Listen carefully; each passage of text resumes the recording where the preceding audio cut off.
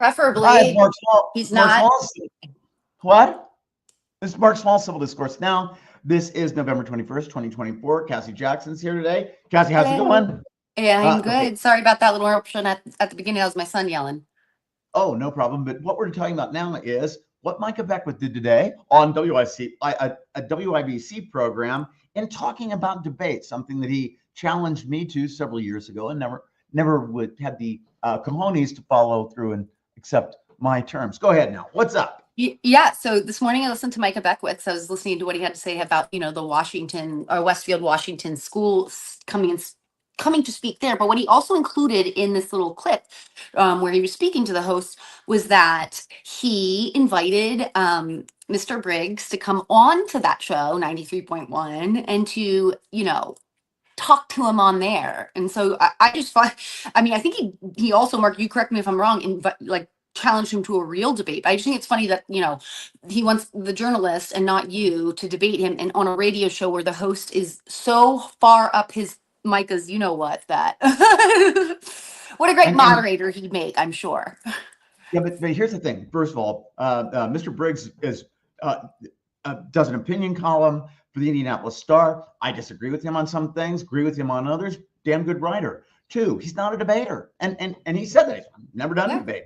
right. Three, Beckwith challenged me to a debate in February of 2020 and has refused to do that. So here are some of the things about that. And One, can we just say we've asked him multiple times? I have too, as I've gotten to know him, asked him again about this debate, and he's still refusing. Go on. okay, well, first of all, you don't have as a moderator somebody who's going to side with one of the two people in the debate, as the individual on that show would do. He's Right. dumbass. Two, you make sure that it's like you have clearly defined time limits so that one person can't talk over the other and ignore whatever the person's saying and just talk. That's not how it works. And three, you have a clearly defined subject. And those are things that I learned in the course of debating in high school, debating in college, coaching debate in college, kind of did all that. So my point is, Beckwith, you want to take anybody on? Come on, dude. I don't think you got it. You He don't have the doesn't have chops. it in. He couldn't take you. He could not take you. Well, and I would propose, we could do resolved, and this is what would be my proposed topic: resolved that this is not a Christian nation, founded as a Christian nation. That would mean I would be on the affirmative with the burden of proof. Great. And now, or if he wants to be on the affirmative, this is a Christian nation, and then I'd be negative. But the point would be each person would have like 5 minutes for an opening speech, and we do say 2 or 3 minute responses.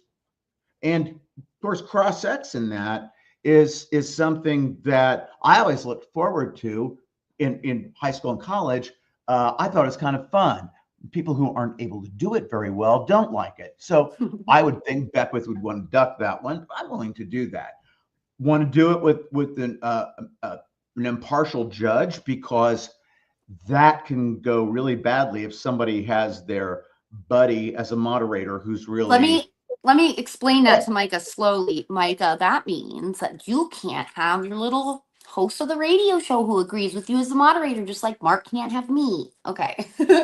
Yeah, and look, and there are people that I agree with politically that I think would be great as moderators, that I think would be inappropriate to have as moderators, because I would want to have like some appearance of impropriety. By the same token, there are people that I would think would be really good at it who might not feel comfortable for that same reason. They Right. don't think that would be a proper thing. Now, that's not tough to find somebody who'd be impartial with experience that's sufficient, and also coming up with a resolution. I just did it. And as far as coming up with any kind of time limits, that's something that's, I just proposed them, and they're pretty simple. The only other things are, and that's a thing about debate. There are several basic principles. One is you don't talk over the other person, because you can't really score points in a debate if you're not allowed to speak.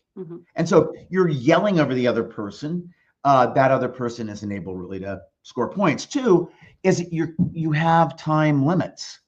And then 3, you have a clearly defined topic. There, we got it.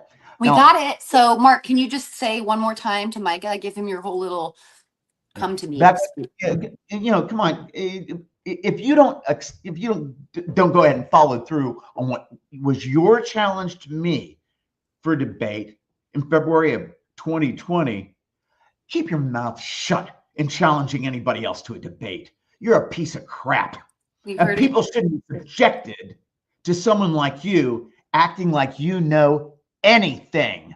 It's bad enough we have to think about you being Lieutenant Governor-elect, but then acting like you have any knowledge in that vacuum that you call a brain pan. So that's about there it. You have it. Was that clear? That was very clear. I think he has, for the 1700th time, knows this time that he's being challenged to a debate once again. We're going to continue to call him a coward until he takes you up on it. Or chicken. Yeah. Poulet, poulet de grand. Merit. I'm sorry. Merit de poulet. Okay. Cassie, thank you very much for being here this afternoon. And we'll talk later. Bye.